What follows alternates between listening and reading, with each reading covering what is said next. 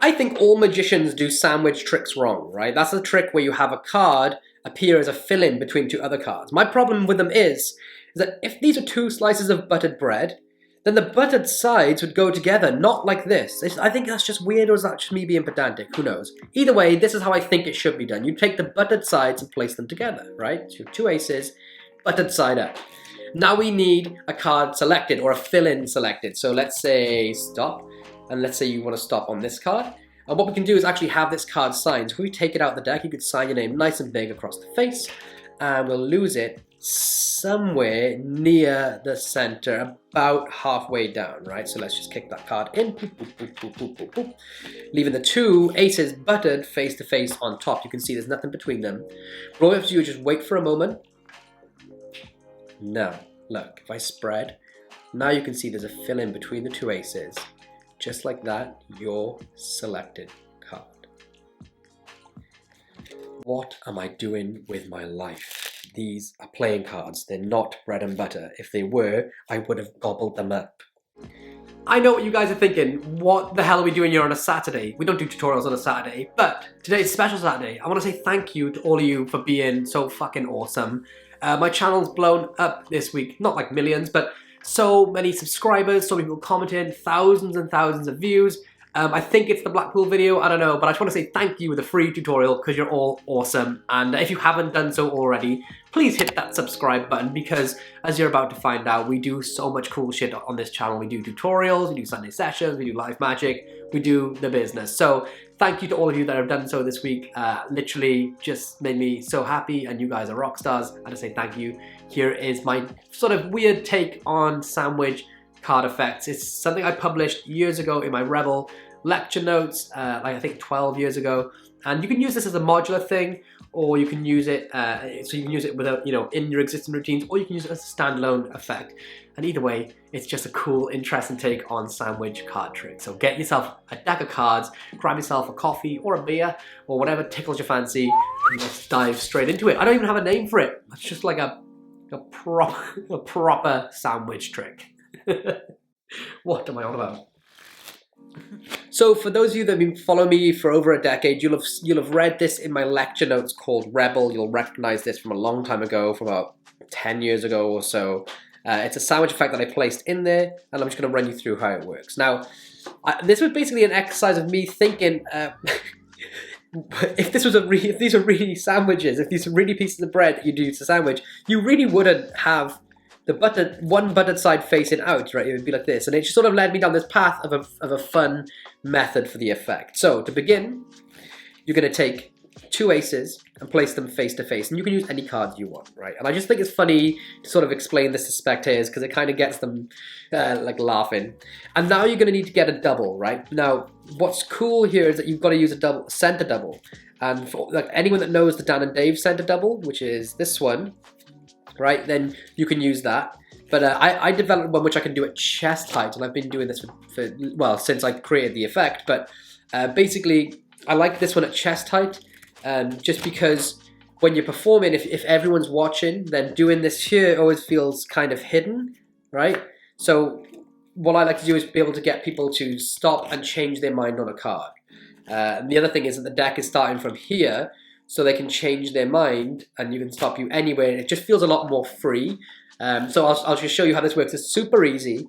All you're gonna do is run your finger along the edge of the deck, right, and at chest height. So you run your finger along this top corner, like that. Stop whenever they want to.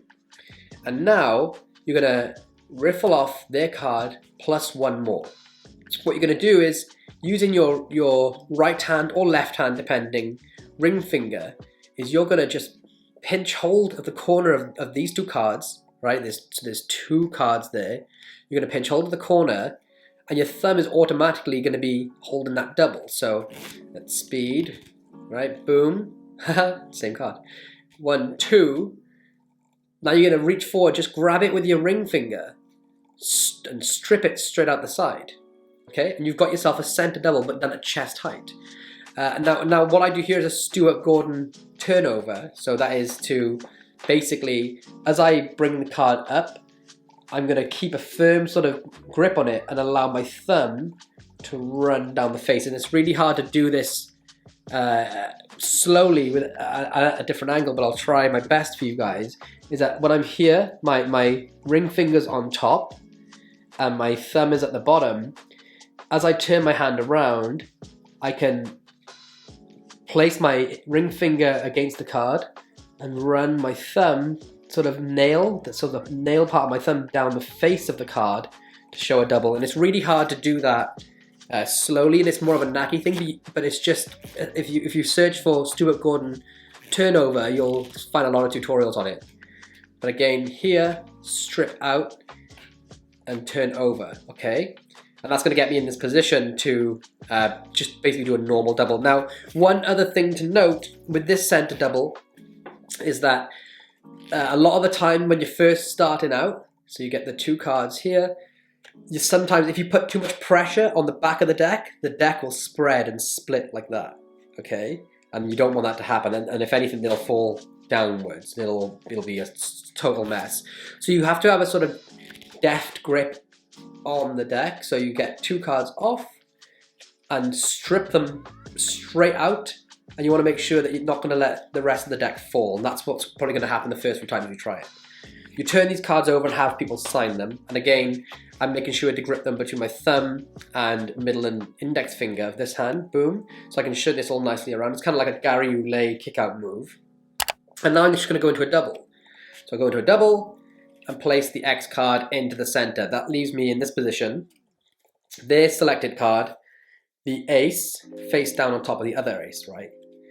And at this point, I just do a convincer where I get a pinky break under the top 2 cards, and I do another Stuart Gordon turnover like this, which is this looks really open and fair, and I use this double because this is now a double, right? So I get 2 cards. Okay, so there's 2 cards here, and I can turn them over as 1, right? So there's 2 cards, turn them over as 1, and give you a better angle. Boom. Trying your best to keep them square. That, and then I'm just going to kick in this card, right? And so I'm literally just using them to block it in, and it just gives this kind of nice open feeling to the effect, right?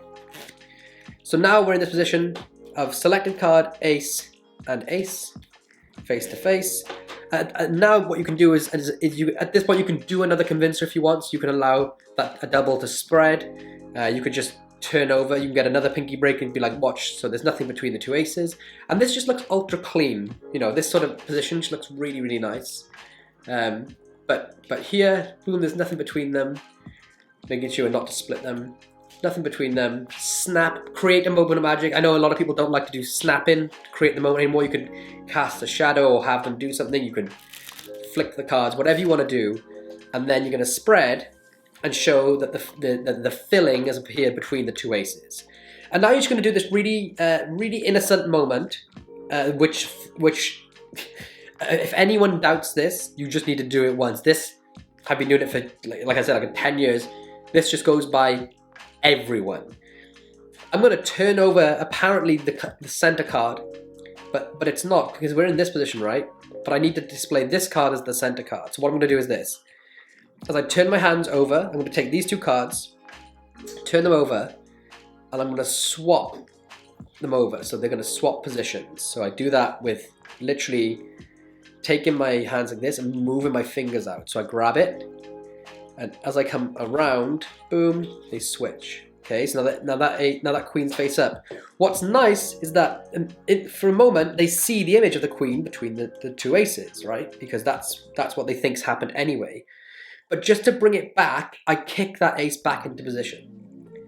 So it really looks like I've just turned that card over. Now I could just leave it here, and anyone that's really following would see that wasn't the card. But I just like to bring this ace back, because if you watch this at speed, right? Ready? It just looks like you're turning over the center card. It looks so innocent. And again, if you want to, you can just do this and show that it's between the 2 aces. That flies, but I just personally like to bring it back. So really quickly, just that, and just keep it clean. And that's the effect. So any sandwich routine that you have, you can add this into it at any moment. You can use it as a standalone effect. I've had it on me, you know, since I created it for years, and it's always fun to bring out. One more time, I'll run it through to you sort of from an exposed view from the top, all right? So we'll have the 2 aces, and we talk about how the butted sides should go together. Now we're gonna have a card selected, so we'll stop here, riffle off 2, bring them out, Stuart Gordon turn over, place the X card into the center, again, get a pinky break, Stuart Gordon again, tap, tap, tap, tap, tap in, spread. If you want to, you can do another convincer to show there's nothing between them. Pause. Now you can see something has appeared. Turn over and display, it's their card. So there we are, hope you guys dug it. If you have any questions, of course, leave them in the comments below. If any of you learned this originally when it was first published, then let me know and show me a video of it. And again, this is just a massive thank you for helping my channel blow up. If you haven't done so and you love learning things like this, or completely different styles of magic, like we do some like pen through bill stuff, we do rubber band, we do it all. If you like learning all this cool sort of organic style visual magic, then hit that subscribe button, show me some love by doing that, and that's like a massive thank you to me. It makes all of these videos totally worth it. So, and if you're feeling super generous, hit the like button as well while you're at it. But yeah, tune back in tomorrow because we have a Sunday session live. This is basically a magic jam in your front room or bedroom, wherever you are in the world, because we can't all meet up right now. So we bring a magic jam to you wherever you are. Nothing's off the table. We talk methods, ideas, everything, and it's live. And then every Tuesday we do, as you know, tutorial Tuesday, where I teach you a brand new piece of magic that I've originally created myself. And then every Thursday we do live magic, where I perform a new trick, maybe not my own trick, but new tricks that my wife or people haven't seen, and then they actually give them honest reviews from a layman's point of view and try to figure them out. Kind of like a Fuller style thing, but with some added extras thrown into the mix. And it's really fun, and you guys seem to love it almost more than the tutorial. So thank you all for tuning in. If you haven't done so, hit the subscribe button. And with all that being said and done, I'll see you tomorrow for the live Sunday session, live at 5 London time. If you're in New York, that's like midday. If that helps wherever you are in the world. See you tomorrow, and thank you all so much. You're the fucking best.